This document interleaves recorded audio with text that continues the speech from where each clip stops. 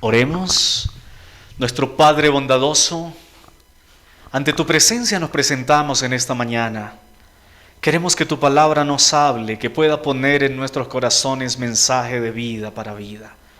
Derrama una bendición muy especial sobre cada uno de los presentes, sus familias. Y te pido, Señor, que tu presencia sea notoria entre nosotros, en el nombre de Jesús. Amén. Amén. Pueden tomar asiento, apreciados hermanos. Oh, perdón. Sí, vamos a cantar el himno inicial, qué pena. Hermanos, vamos a cantar el himno 205, Dadme la Biblia. Nos ponemos en pie, por favor.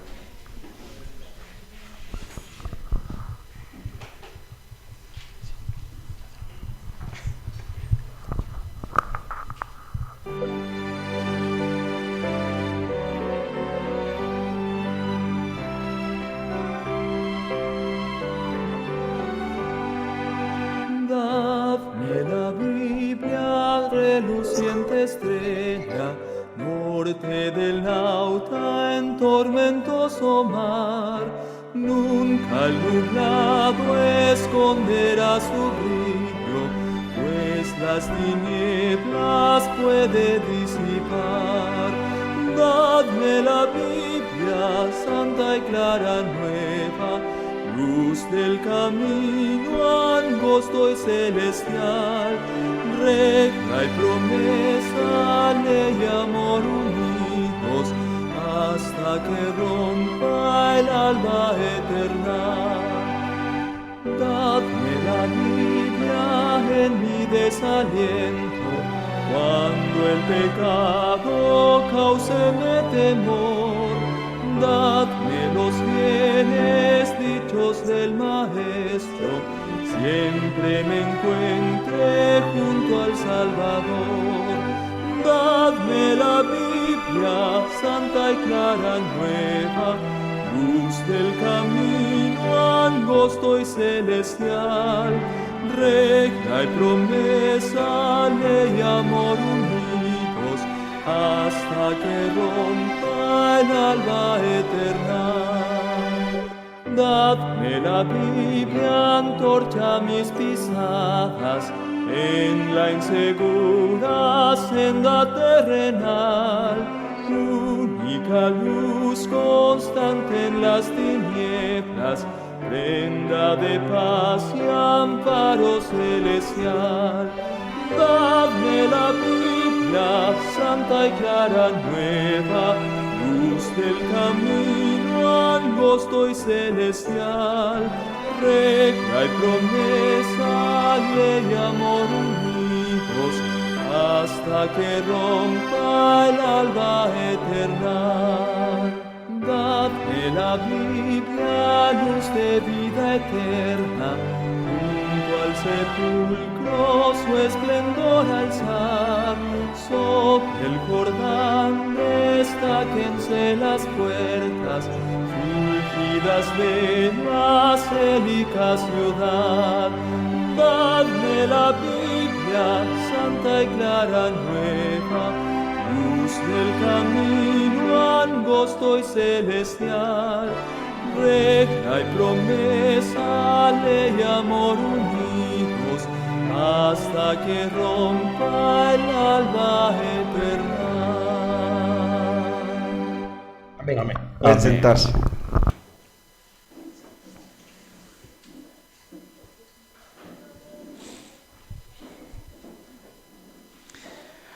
Gracias, hermano Máximo, hermano Joaquín, por la alabanza en esta mañana.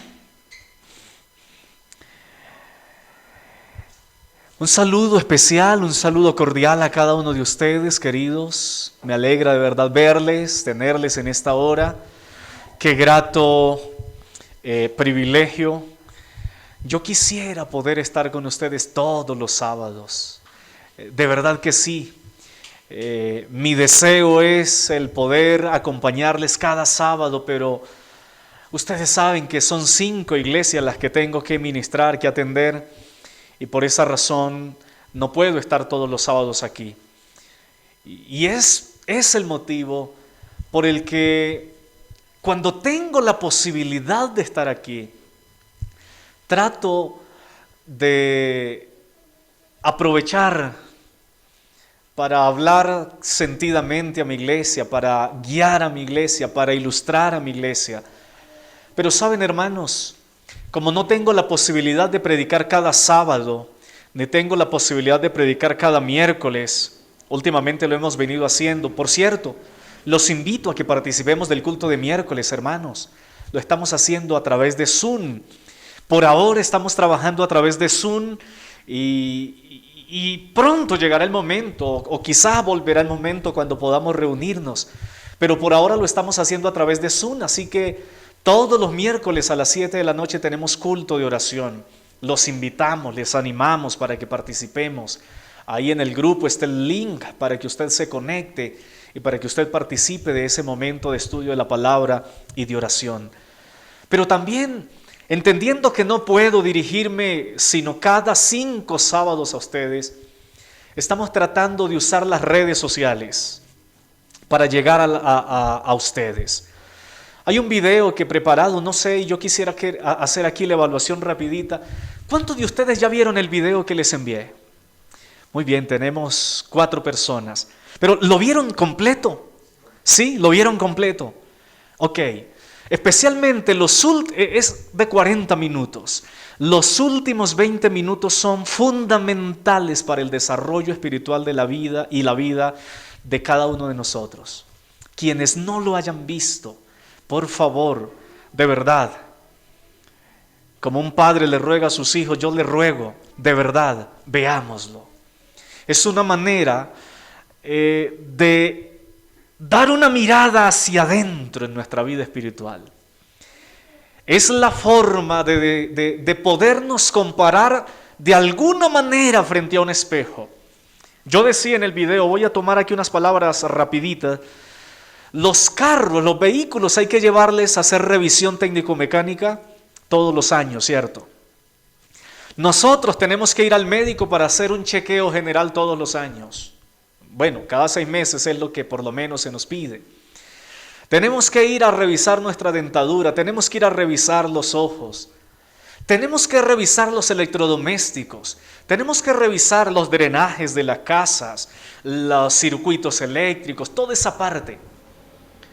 Si todo eso lo tenemos que hacer con los asuntos de la cotidianidad, ¿no creen ustedes que también es importante que se haga un diagnóstico espiritual periódicamente para saber cómo estamos?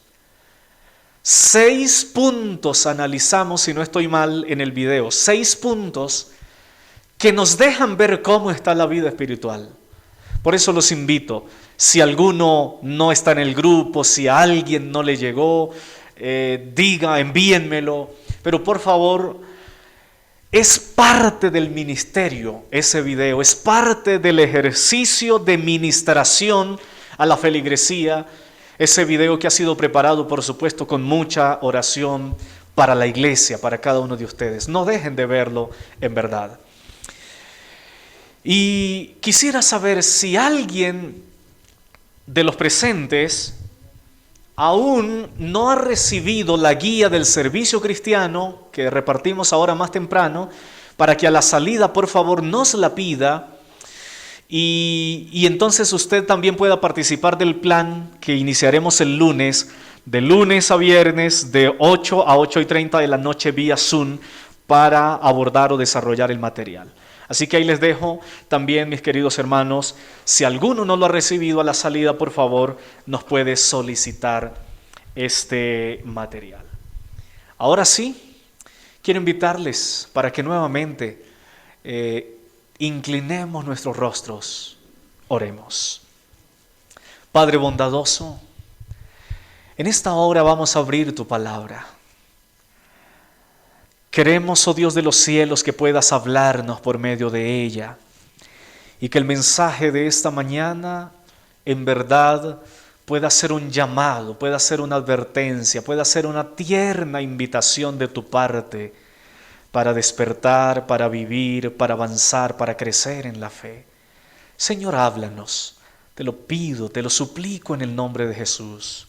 Amén Quiero invitarles, apreciados hermanos, para que vayamos a nuestras Biblias y ubiquemos en la palabra de Dios el Evangelio según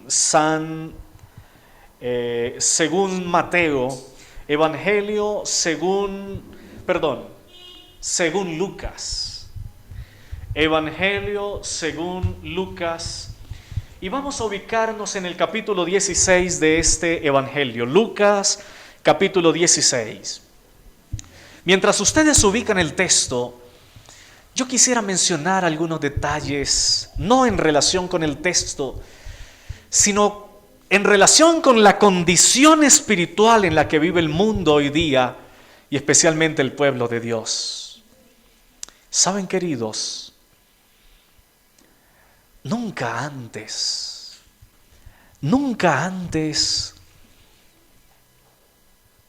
había sido testigo, había visto y aún vivido tanta frialdad y tanta liviandad espiritual en la iglesia. Nunca antes. Ayer, por cierto, conversaba con alguien sobre el tema y le decía: yo siento que el cumplimiento profético de Mateo 25 hoy es más que una realidad. Las vírgenes están roncando. Estamos dormidos. Y hermanos, en serio,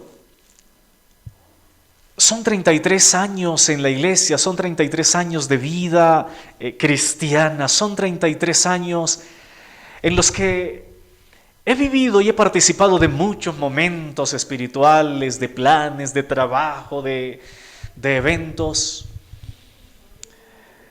Pero siento más vívidamente unos 3 años hacia acá, por lo menos desde la visión mía, unos 3 años hacia acá, la iglesia ha caído en un adormecimiento tal, en una comodidad tal. Hemos caído en un confort donde nadie quiere hacer nada, donde todos estamos satisfechos y conformes con la vida que vivimos. Y yo le he orado mucho al Señor, primeramente por mí, que soy la cabeza y que soy el líder, pero todos los días, no hay un solo día que no ruegue por esta iglesia, por sus feligreses, por sus miembros. No hay un solo día, y Dios es testigo. Y yo le he pedido al Señor: Señor, muéstrame qué hacer. Dime qué tengo que hacer. Dime qué plan, qué cosa hay que hacer. Hermanos queridos, si yo les comparto a ustedes la respuesta de lo que Dios ha respondido a mi mente, van a quedar asombrados. El mensaje de esta mañana es parte de la respuesta que Dios me ha dado. Yo mismo me he quedado asombrado con lo que Dios puso en mi corazón y en mi mente al estarle clamando tanto a Dios. Y lo seguiré haciendo hasta el último día que esté en este distrito.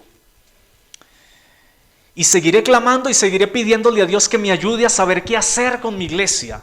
Cuando digo mi iglesia me refiero a las 5 congregaciones que tengo. No estoy hablando únicamente de la condición de San Miguel, no, de todo el distrito del cual yo y mi familia hacemos parte.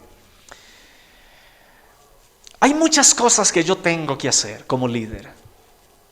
Y el Señor me ha ido hablando y el Señor me ha ido mostrando por su palabra, porque yo no quiero que ustedes ahora vayan a mirar al pastor evangelista como que recibe visiones y revelaciones también. No, porque Dios tiene una manera clara de hablarle al ser humano, su palabra. Y Dios me ha ido mostrando en su palabra y en los testimonios que también hacen parte de la revelación que Dios le ha dejado a este pueblo.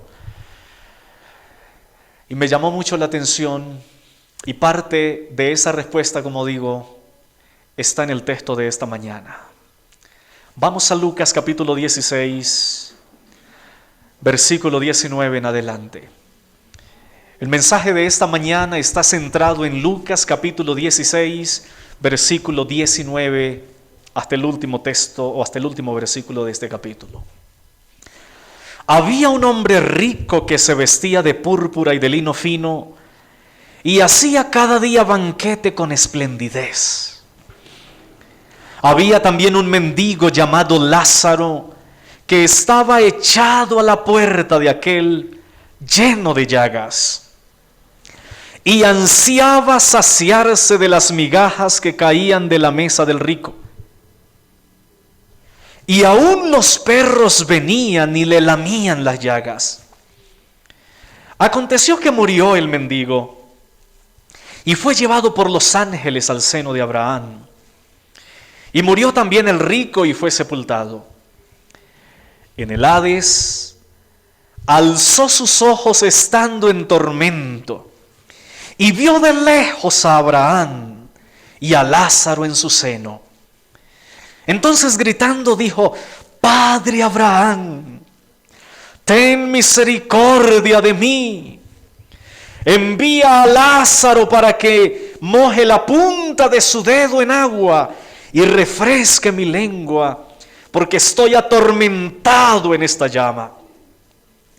Pero Abraham le dijo: Hijo, acuérdate que recibiste tus bienes en tu vida y Lázaro males. Pero ahora éste es consolado aquí y tú atormentado allá. Además de todo esto, una gran cima, algunas versiones dicen un gran abismo está puesto entre nosotros y vosotros, de manera que los que quieren pasar de aquí a vosotros no pueden, ni de allá pasar acá. Entonces le dijo: Te ruego pues, padre Abraham, que lo envíes a la casa de mi padre, porque tengo 5 hermanos, para que les testifique a fin de que no vengan ellos también a este lugar de tormento. Abraham le dijo: A Moisés y a los profetas tienen, óiganlos a ellos. Él entonces dijo: No, padre Abraham, pero si alguno de los muertos va a ellos, se arrepentirán.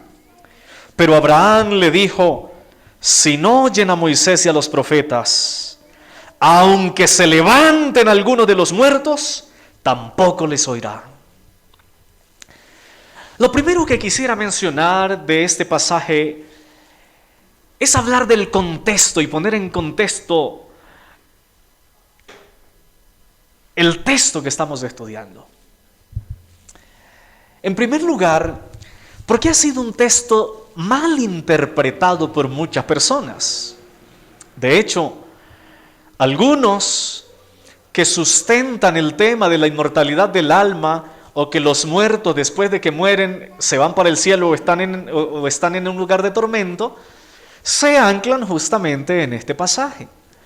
Y entonces van a la Biblia, leen este pasaje y dicen: miren, es que la Biblia es clara. La Biblia dice que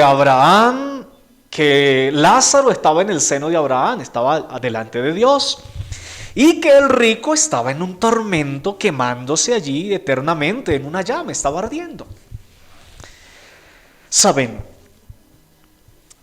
en el año 400 antes de Cristo aproximadamente, año 400 antes de Cristo, fue dada la última revelación profética al pueblo de Israel. Luego pasaron 400 años de silencio, donde no hubo mensajes proféticos, donde no se levantaron personas. Desde Malaquías hasta Juan el Bautista pasaron cerca de 400 años de silencio profético.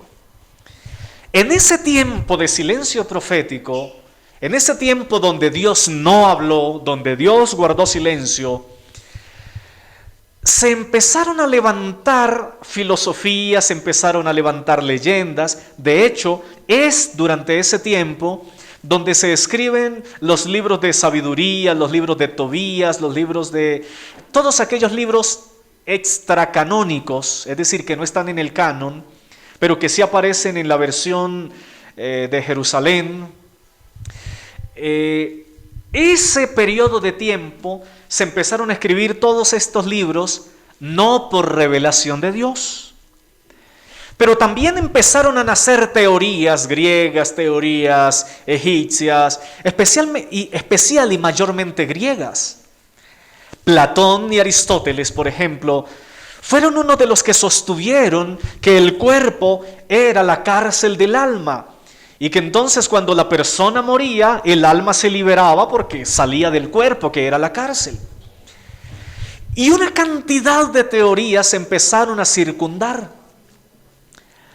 En una literatura extra bíblica, la historia del rico y Lázaro aparecía y rondaba, no tal como aparece aquí, sino aparecía en la literatura extrabíblica el hecho de una idea de la inmortalidad del alma. Era conocida esta historia, o más que historia, un cuento, un relato, digámoslo de esa manera.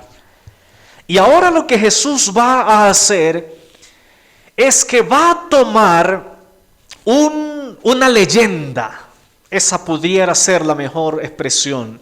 Jesús va a tomar una leyenda que corría, que circulaba entre la gente, que era conocida para las personas, y va a tomar esa leyenda del rico y Lázaro para dar una verdad y para dar una lección sumamente importante al pueblo de Israel. No existe en la Biblia sustento suficiente que argumente que una persona después de que muere está consciente. No lo hay. Por el contrario, sí existe mucho argumento bíblico para entender que una persona que baja al descanso está descansando, está inconsciente, no conoce, no sabe nada.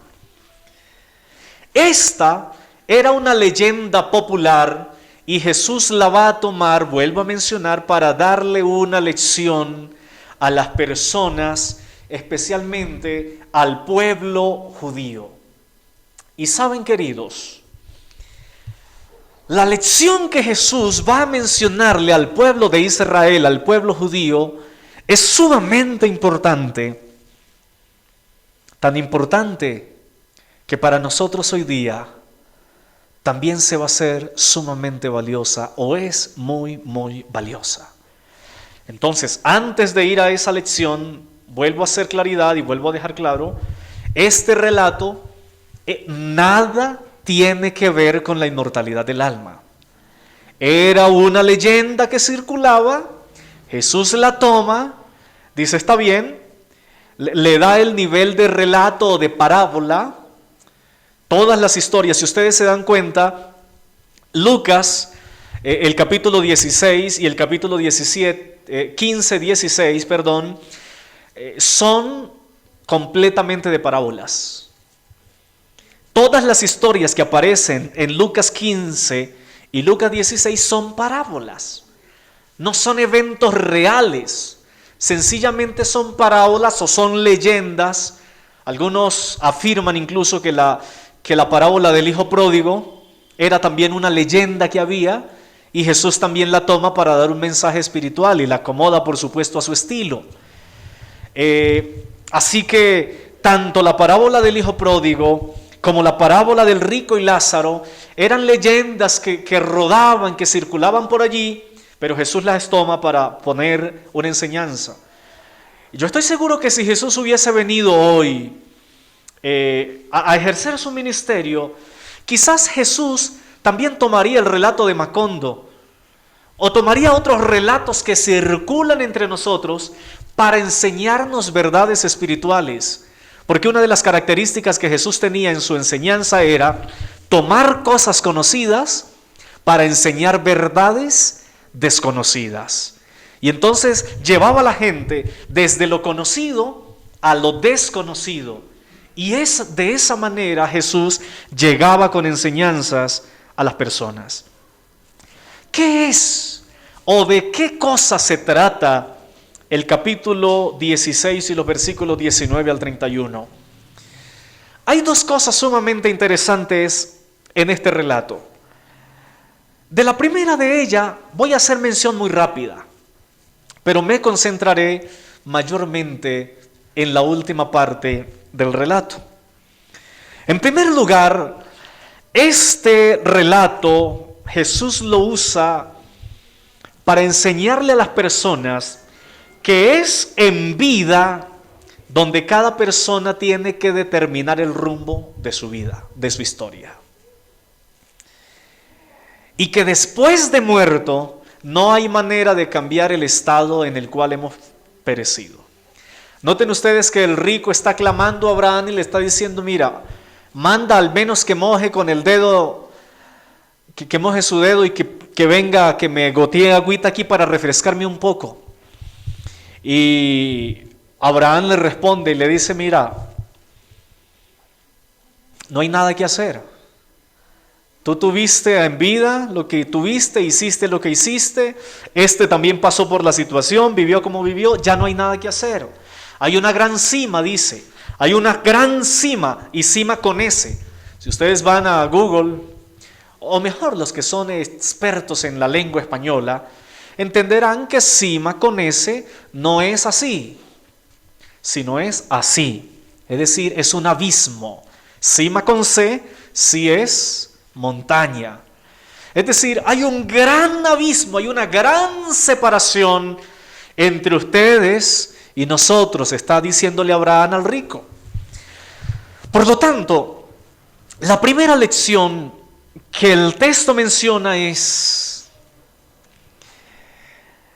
en esta vida donde cada ser humano determina dónde pasará la eternidad. Es en esta vida. Vuelvo a decir, después de muerto no hay nada que hacer. Después de muerto no hay quien pueda tomar decisiones por ti, no hay quien te pueda favorecer, etc. Esa es la primera gran enseñanza. Pero quiero pasar a la segunda, porque es donde quiero concentrarme realmente en el mensaje de hoy. Tenemos que considerar una cosa. El rico se consideraba hijo de Abraham. ¿Y quiénes eran los hijos de Abraham bíblicamente? Me refiero a la descendencia. El pueblo judío, el pueblo de Israel. Todos se declaraban hijos de Abraham, por eso pretendieron apedrear a Jesús. En Juan, capítulo 8, cuando Jesús le dice, vuestro padre no es Abraham, vosotros sois de vuestro padre el diablo, porque si fueran hijos de Abraham, conocerían que yo soy, porque yo soy antes que Abraham. Y ahí dice que el pueblo tomó para apedrearlo, pero Jesús desapareció de la vista de ellos.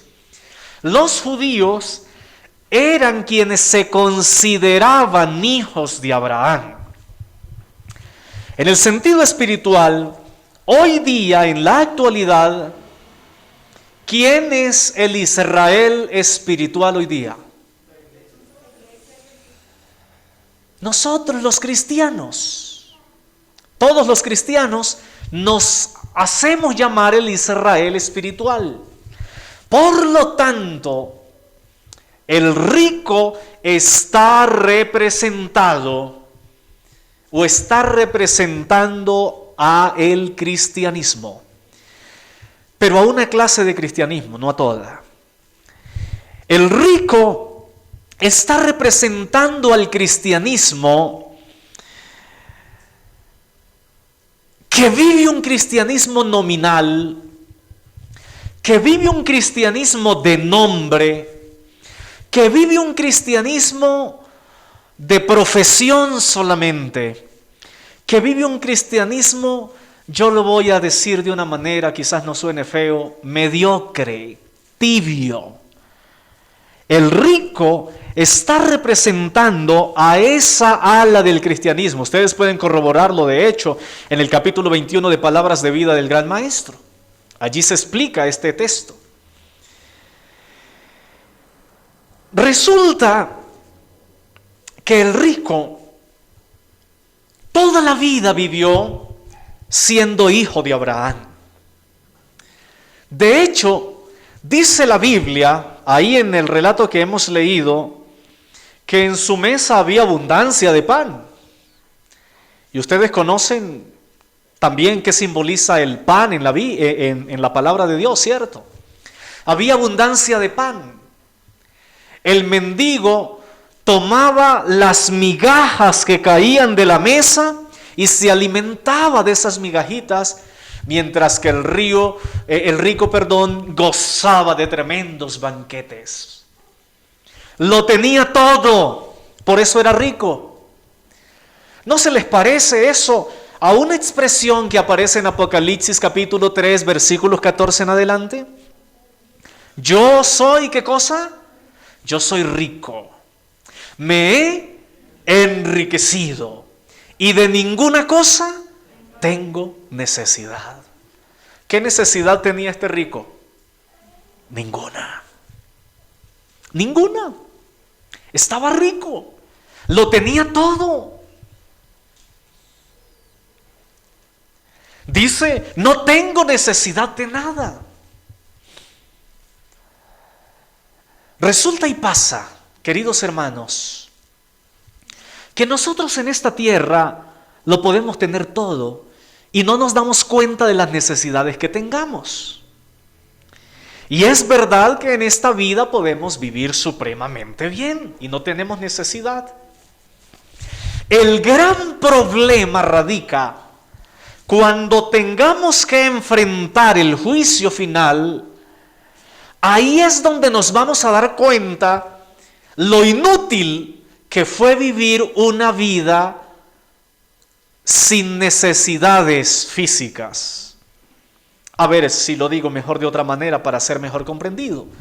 Cuando lleguemos al cuando todo termine, cuando nuestra vida en este mundo acabe, y entonces tengamos que comparecer ante el tribunal de Cristo, como lo dice el apóstol Pablo en Corintios, ese día nos daremos cuenta que todo lo que vivimos materialmente en esta tierra no nos habrá servido para enfrentar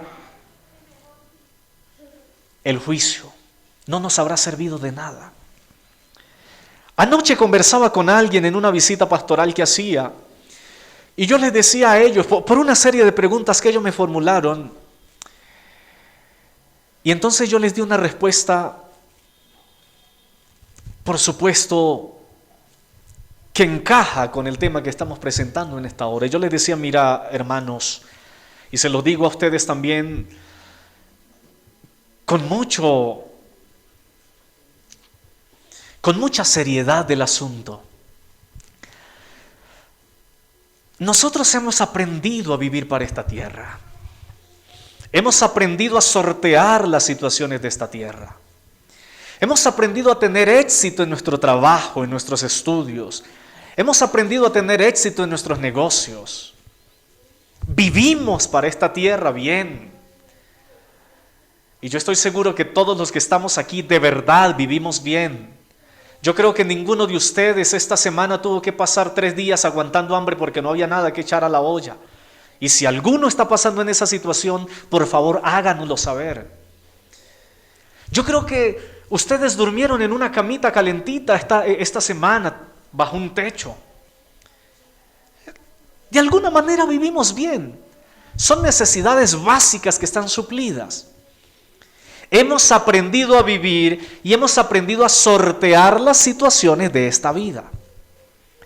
Pero saben, queridos hermanos, hay una cosa que no podemos olvidar y que es muy seria, por supuesto.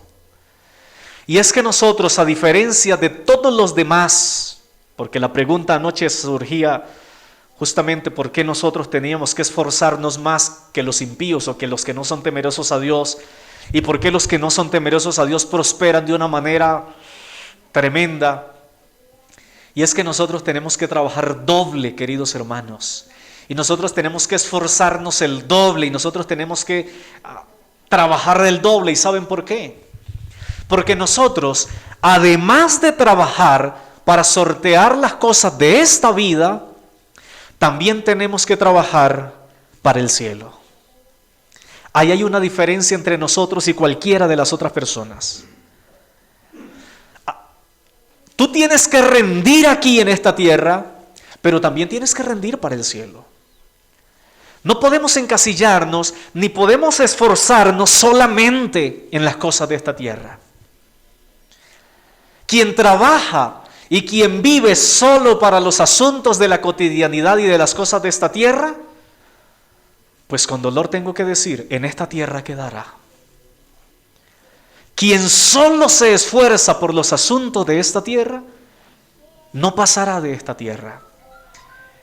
Por eso el Señor Jesús, hablando a los discípulos en algún momento, dice, mire, hagan tesoros también en el cielo, donde ni la polilla ni el orín corrompen ni corroen, porque donde esté vuestro tesoro, allí estará vuestro corazón.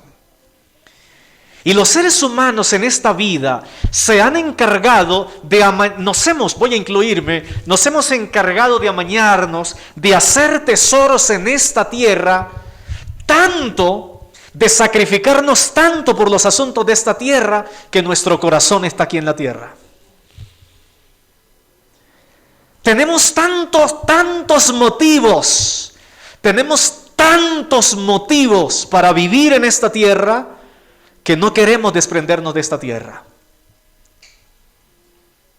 Nuestros intereses, nuestros pensamientos, nuestros sueños, nuestra fuerza, nuestro trabajo, nuestros estudios, nuestras capacitaciones, todas están concentradas aquí.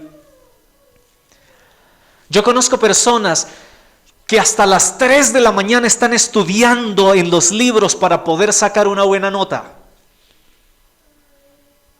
Se esfuerzan para esta tierra, luchan para en esta tierra tener renombre, tener buenos títulos, tener buenas calificaciones, tener reconocimiento, tener buen empleo, tener buenos ingresos. Y nos esforzamos por todo eso. Y vuelvo y digo, no está mal. El problema es solo trabajar y esforzarnos por los asuntos de esta tierra. Porque donde está nuestro tesoro, ahí está nuestro corazón. Quien solo se esfuerza por los asuntos de esta tierra, lo voy a volver a repetir como para que quede fijada esa frase, en esta tierra quedará. Quienes solo se esfuercen por los asuntos de esta tierra, en esta tierra quedarán. Y al rico de la historia le pasó eso.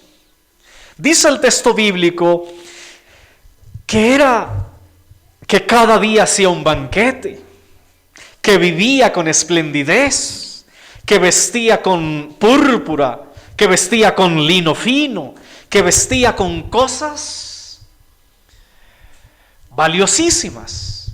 Vivía para esta tierra y sacaba pecho y era hijo de Abraham.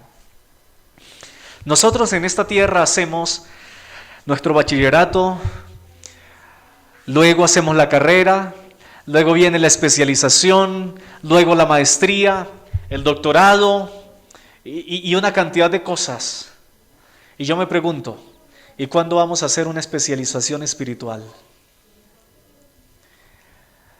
Noten ustedes, yo no estoy condenando esto porque, por cierto, este año también termino mi maestría y seguiremos preparándonos, por supuesto, hago diplomados. Lo que quiero pretender mostrarle es que no podemos quedarnos solos con los asuntos de la tierra, porque quien vive para esta tierra, en esta tierra quedará. Quien se esfuerza solo por los asuntos de esta tierra, en esta tierra quedará. Por eso nosotros los cristianos somos retados o tenemos un esfuerzo doble: vivir para esta tierra, ser los mejores en esta tierra, pero también vivir para el cielo y ganar el cielo. No lo ganamos por nosotros mismos, por supuesto, con la ayuda de Dios. Él lo ha ganado, Él nos da ese regalo. Pero aquí hay una grave acusación que hace el rico cuando se está quemando.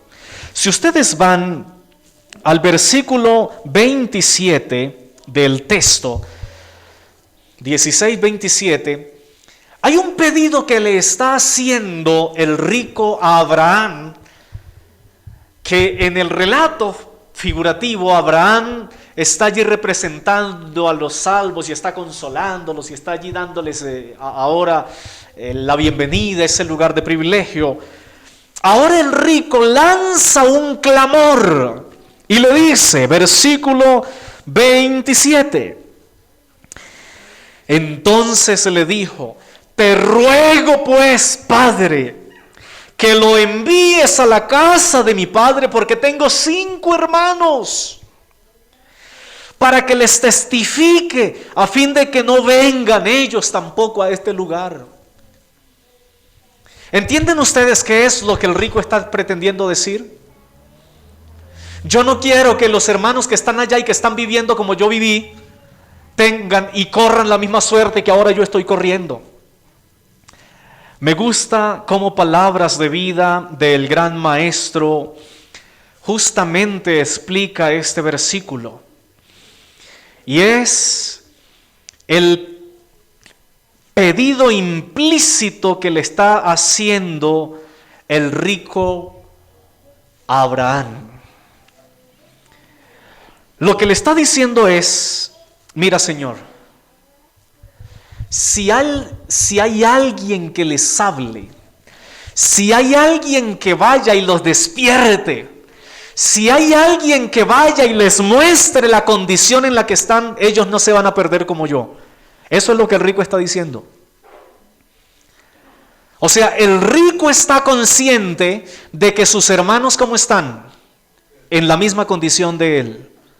Están, aunque son hijos de Abraham, están tranquilos, están viviendo el cristianismo, están seguros de que están siendo salvos, pero están perdidos. Y entonces el clamor del rico Abraham es, por favor, Señor, miren, no dejes que ellos se vayan a perder también. Deja que entonces Lázaro se levante de los muertos, vaya y les predique, vaya y les testifique de la terrible situación de aquí, a fin de que ellos se salven. ¿Cuál fue la respuesta de Abraham? A Moisés y a los profetas tienen.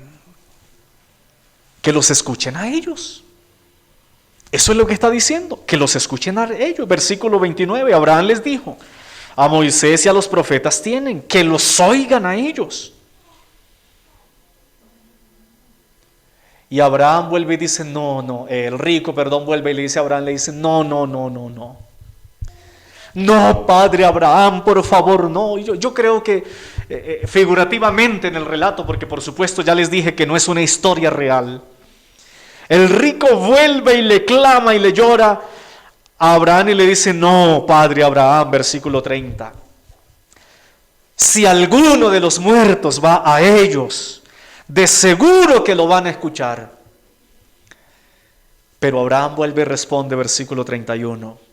Si no oyen a Moisés y a los profetas, tampoco creerán ni se persuadirán, aunque se levante uno de los muertos. Y aquí hay un asunto serio, por supuesto. ¿A qué hace alusión el texto cuando dice a Moisés y a los profetas? Al Antiguo Testamento. Recordemos que en los días de Cristo no había Nuevo Testamento. Fue hasta después de la ascensión de Cristo que se empezaron a escribir las epístolas y los evangelios. Cuando la Biblia habla de Moisés y los profetas, es todos los escritos del Antiguo Testamento. En otras palabras, la palabra de Dios o la Biblia que existía en ese momento. Aquí hay algo que creo que es necesario analizar y considerar al llegar al final de este relato. Hay alguien que al final de su vida, en el relato figurado, se dio cuenta de la condición espiritual en la que había vivido toda su vida y se dio cuenta que esa condición espiritual no era suficiente para hallar cabida en el seno de Abraham. Se dio cuenta que había perdido toda su vida viviendo como cristiano, viviendo como hijo de Abraham. Se dio cuenta que aunque era rico, que aunque en esta tierra había vivido bien, que aunque se vestía de lino, que aunque hacía banquete, que aunque de nada tenía necesidad, se dio cuenta que nada de eso le servía. Y ahora, cuando estamos hablando de la riqueza de Lázaro, del rico, quiero que entiendan una cosa.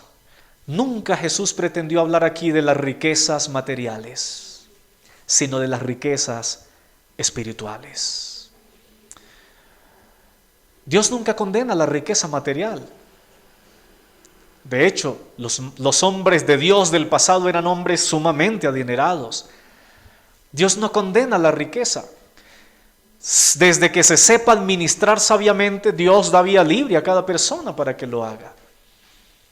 Aquí, la parábola no está enfatizando una riqueza material, sino una riqueza espiritual, los hijos de Abraham. Y entonces quiero que analicemos rápidamente un asunto. ¿Era el pueblo de Israel un pueblo rico espiritualmente?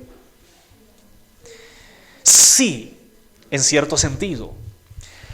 Habían tenido la manifestación, Moisés los había sacado, habían visto la manifestación, abrir el mar rojo, la roca, etc.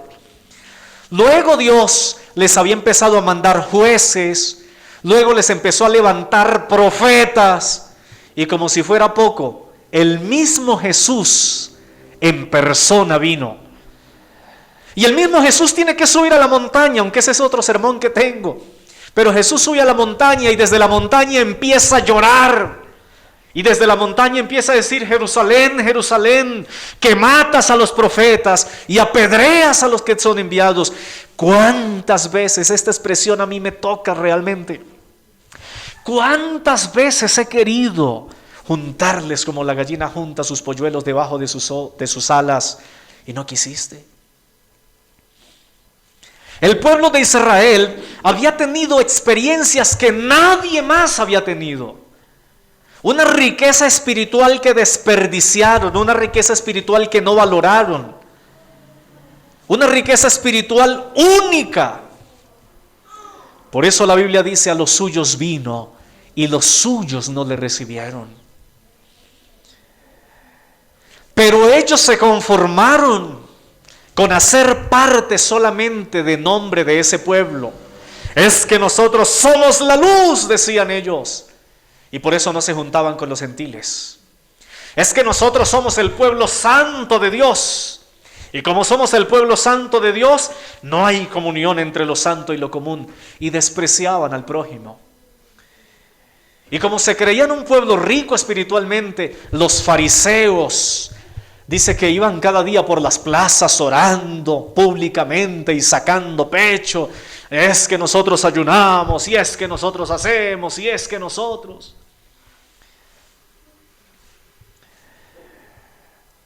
Pero la gran realidad es que cuando tuvo que emitirse sentencia entre uno y otro, unos fueron hallados faltos, los que tenían la riqueza espiritual, pero aquellos que comían de las migajas fueron hallados dignos de la vida eterna. Y ahí es donde surge el clamor.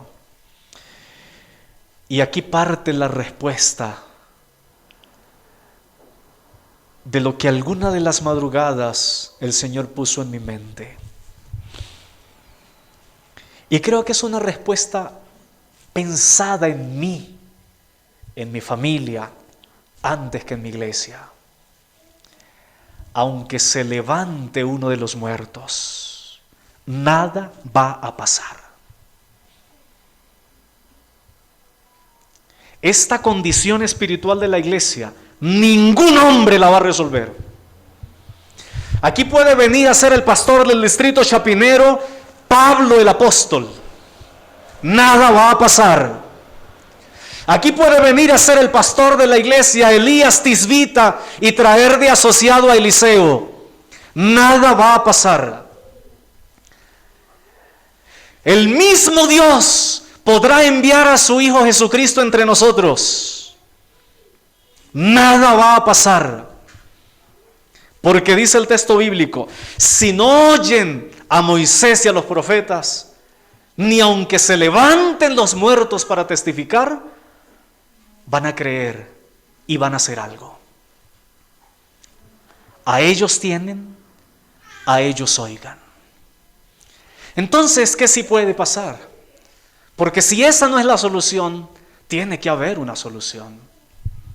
Y queridos hermanos, aunque sea tan insistente con eso, hermanos queridos, solo hasta cuando el pueblo de Dios se vuelva a la palabra de Dios, solo hasta cuando el pueblo de Dios cada día se alimente de la palabra de Dios, caigamos de rodillas de manera individual, algo empezará a pasar en nuestras vidas. Nosotros somos un pueblo privilegiado. No esperemos a que vengan lumbreras aquí para orientar y guiarnos, porque las lumbreras ya quedaron establecidas.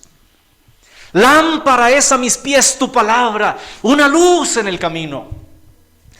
No esperemos que un hombre venga a despertarnos. No esperemos que alguien venga aquí con milagros y prodigios, o que alguien venga aquí para poner a revolucionar la iglesia. La iglesia no necesita más de lumbreras. La iglesia necesita de hombres y mujeres que estén dispuestos a cada mañana y a cada día a caer de rodillas y clamar con las fuerzas de nuestro corazón ante Dios. El gran reavivamiento que esta iglesia necesita no será producido en colectivos. El gran reavivamiento se dará individualmente en el corazón de cada persona que mañana tras mañana, que día tras día, que momento tras momento se humilla al Señor, busque al Señor, clame al Señor. No esperemos que venga Pablo a salvarnos, que venga Elías a ver qué podemos hacer. No esperemos a que Juan el Bautista se levante entonces nuevamente para predicar con tal autoridad que lo hacía. Porque ni siquiera estos personajes podrán hacer algo si no estamos dispuestos a escuchar la voz de Dios a través de su palabra cada día. Hay una pereza tremenda para estudiar la Escritura. Yo pregunto generalmente siempre, ¿cómo anda nuestra comunión con Dios? Y ustedes se han dado cuenta que mis últimos mensajes, mis invitaciones, siempre apunta a que vayamos a la Biblia. Y hasta el último día que esté en este lugar lo seguiré haciendo, por una razón, hermanos. Si no escuchamos la palabra de Dios, no hay nada que Dios pueda hacer por nosotros. No hay nada que Dios pueda hacer por nosotros. Y yo quisiera confrontarte en esta mañana, en tu mente, en tu pensamiento. ¿Cuántas horas pasaste esta semana estudiando la Biblia? Y note que estoy hablando de horas, no de minutos. ¿Cuántas horas pasaste esta semana estudiando tu Biblia? ¿Cuántas horas pasaste esta semana de rodillas? Y aunque no sé la respuesta, y es algo solamente entre mí y Dios, haría una pregunta. ¿Y así queremos ir al cielo?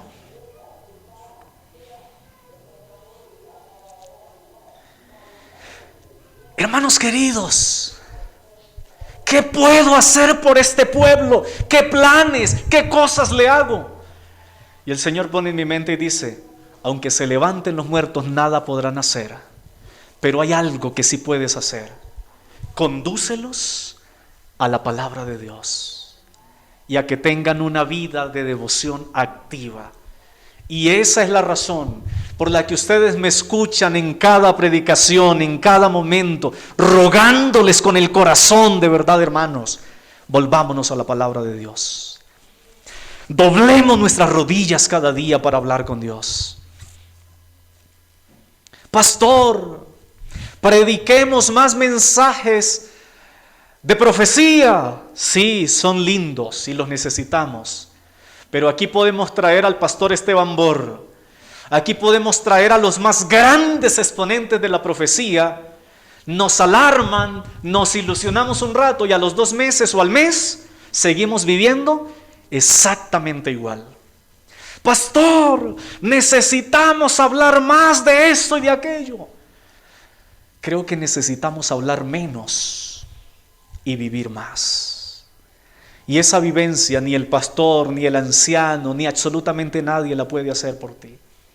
Es una experiencia personal, es una experiencia diaria, no es una experiencia acumulable.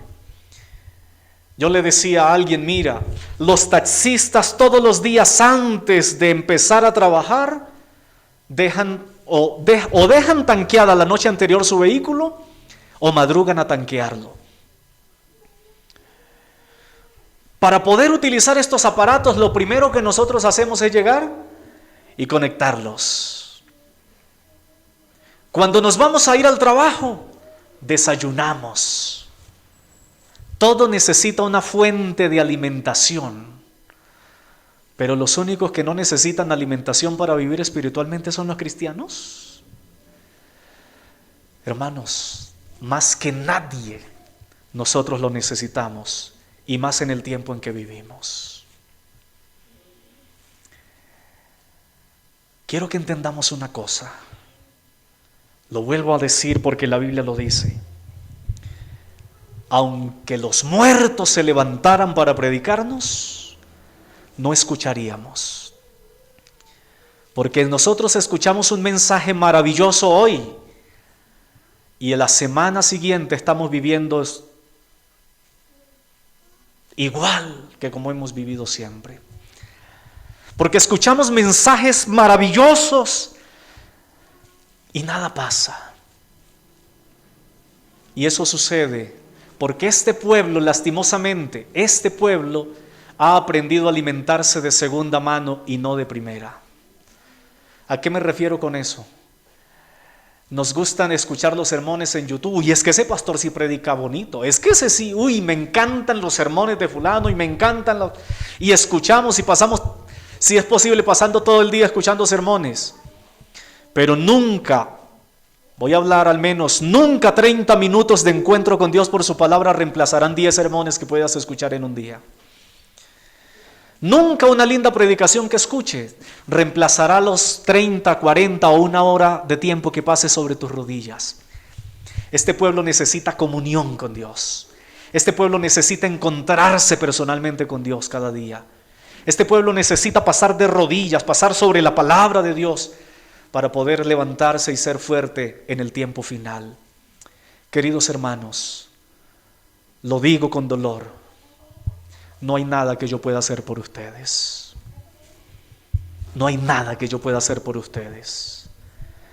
Y quizás lo único que puedo hacer es motivarles, es orientarles, es guiarles para que diariamente busquemos la palabra de Dios.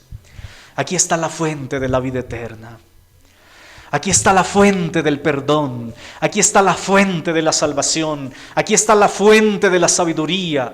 Pastores que no entendemos la profecía, pastores no entendemos los mensajes, pastor, el Señor ha dicho en su palabra, si alguno es falto de sabiduría, pídala a Dios que Dios la dará.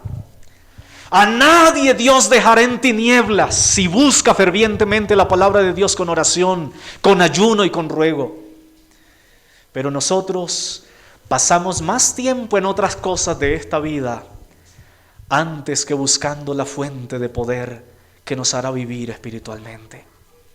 Queridos jóvenes, apreciados jóvenes, la única manera de vivir es conectándonos con la fuente de la vida.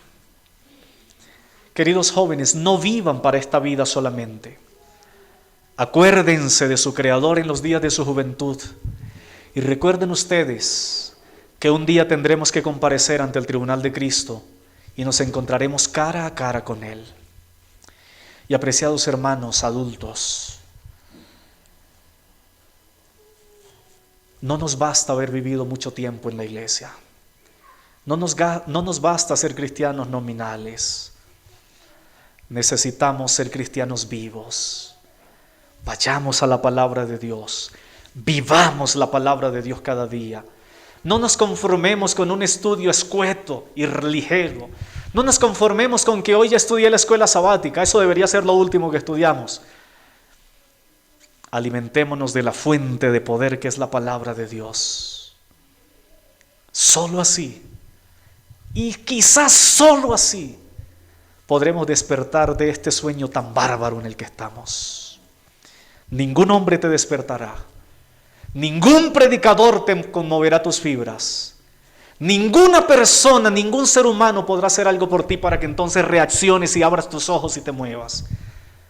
La palabra de Dios sí lo puede hacer, porque dice la Biblia que la palabra de Dios es más cortante que una espada de dos filos y que penetra a lo profundo hasta cortar las coyunturas, los tuétanos, penetra a lo más profundo de nuestro ser. Por eso, queridos hermanos, vayamos a la palabra de Dios, doblemos nuestras rodillas cada día, salvémonos a nosotros mismos para luego ayudar a salvar a otros. Yo no sé si en esta mañana, si en esta hora del mediodía ya hay alguien como yo que en este momento sienta la inmensa necesidad de verdad de volvernos a Dios con todas las fuerzas de nuestro corazón, de alimentarnos de la palabra de Dios, de buscarle en oración y ruego cada día, cada mañana.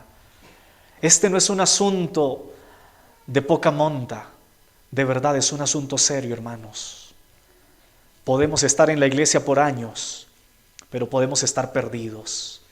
Y lastimosamente, cuando el rico se dio cuenta, ya no había nada que hacer. Que no nos pase a nosotros lo mismo, que después de haber vivido tantos años profesando un cristianismo, seamos hallados faltos. Estamos a tiempo, hermanos, estamos a tiempo. Podemos reaccionar, podemos reflexionar.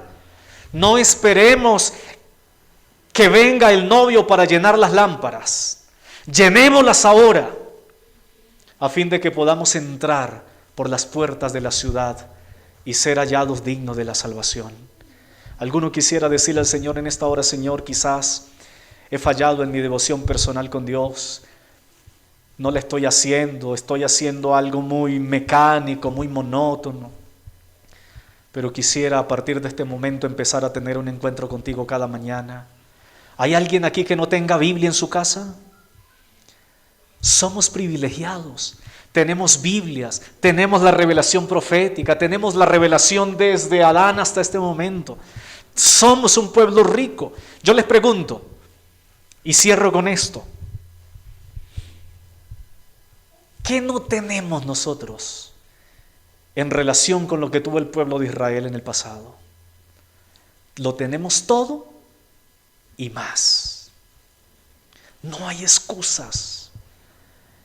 Entonces, ¿por qué nos arriesgamos a perder nuestra salvación por vivir una vida solo para esta tierra?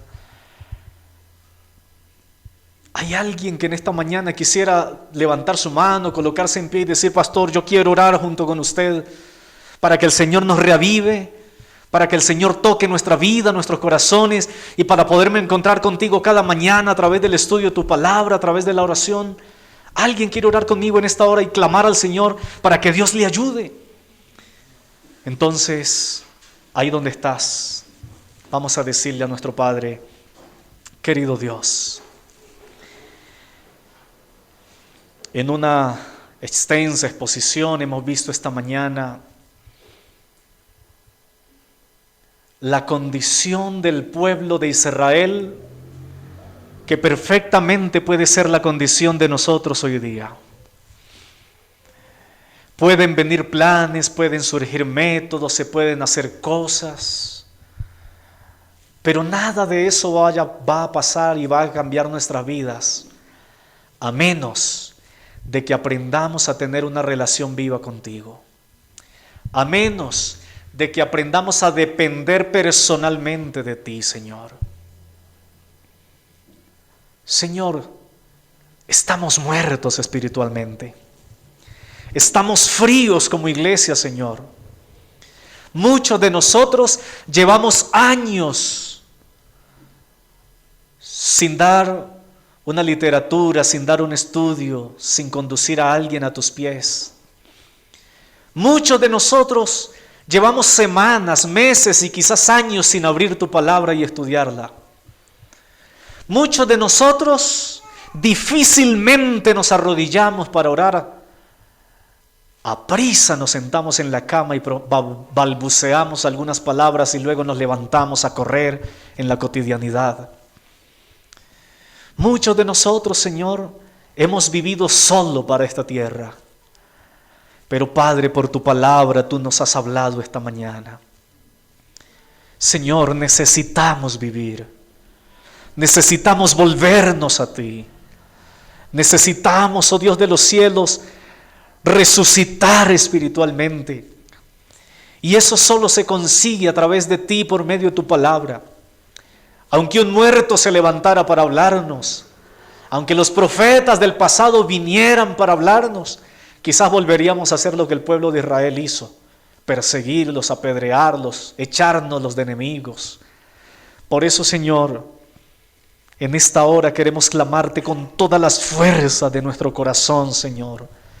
Ayúdanos, pon la voluntad dispuesta en nosotros para buscarte cada mañana, para abrir tu palabra, para pasar tiempo estudiándola, para pasar tiempo de rodillas, para abrirte nuestro corazón, para que tú nos transformes, para que nos cambies, Señor. Tú eres el único que puedes hacer algo por nosotros. Ya no hay algo que podamos hacer nosotros, Señor. Ya como líder y como hombre no hay nada que yo pueda hacer. Quizás podremos hacer algunos programas, algunas cosas para orientar, para guiar en el desarrollo misional y en el sostener la estructura de la iglesia. Pero Señor, esta iglesia, estos hermanos que están aquí, tienen el conocimiento, lo saben todo, no necesitan conocimiento, solo necesitamos vivirlo. Por eso, Señor, en tus manos nos colocamos. Haz algo por nosotros, Padre, te lo pido en el nombre de Jesús. Amén. Amén. Vamos a cerrar, aunque ha sido extenso el tiempo, vamos a cerrar cantando el himno 205 con el que hemos iniciado, con este mismo cerraremos.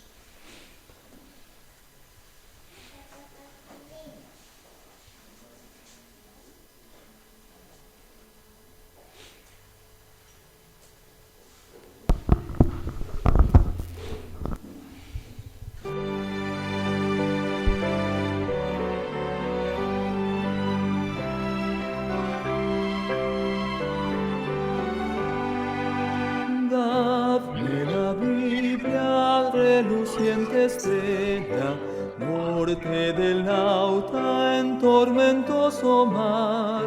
Nunca el nublado esconderá su brillo, pues las tinieblas puede disipar. Dadme la Biblia, santa y clara nueva, luz del camino angosto y celestial, recta y promesa, ley y amor unidos, hasta que rompa el alba eterna. Dadme la Biblia en mi desaliento, cuando el pecado cáuseme temor. Dadme los bienes dichos del Maestro, siempre me encuentre junto al Salvador.